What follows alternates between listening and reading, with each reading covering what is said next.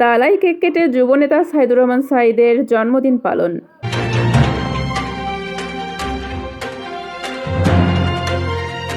আসসালামু আলাইকুম দর্শক, সকলকে আমন্ত্রণ জানাচ্ছি বিবিআর নিউজ সংবাদে। স্টাফ রিপোর্টার মীর আব্দুল মিল্টনের পাঠানো তথ্যচিত্রে দেখুন বিস্তারিত।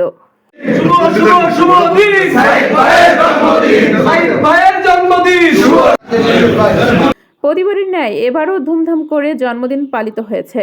তালা ডাকবাংলায় বুধবার 18 জুন মোমবাতি নিভিয়ে কেক কাটলেন তালা উপজেলা যুব দলের যুগ্ম আহ্বায়ক ও তালা উপজেলা ছাত্র দলের আহ্বায়ক মোহাম্মদ সাইদুর রহমান সাঈদ।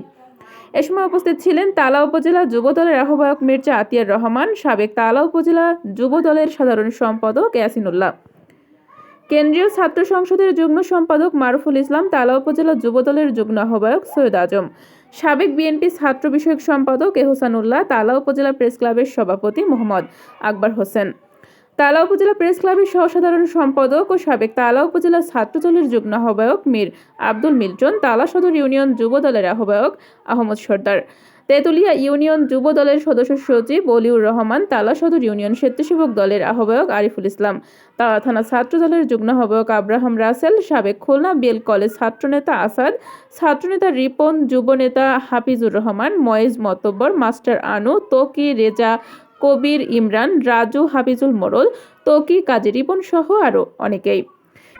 কেক কাটার আগে মির্জা আতিয়ার রহমান বলেন, আজকের এই দিনে আমরা সাঈদের জন্মদিনে সবাই একত্রিত হয়েছি, তেমনি আগামী দিনে আমাদের অভিভাবক বাংলাদেশ জাতীয়তাবাদী দল কেন্দ্রীয় বিএনপির প্রকাশনা বিষয়ক সম্পাদক ও তালা কলরুয়ার সাবেক এমপি মোহাম্মদ হাবিবুল ইসলাম হাবিবের ভোটের স্বার্থে সকলের এক হয়ে একমতে কাজ করার আহ্বান জানান। পরিশেষে কেক মিষ্টি খাওয়ার মাধ্যম দিয়ে অনুষ্ঠান সমাপ্তি করা হয়।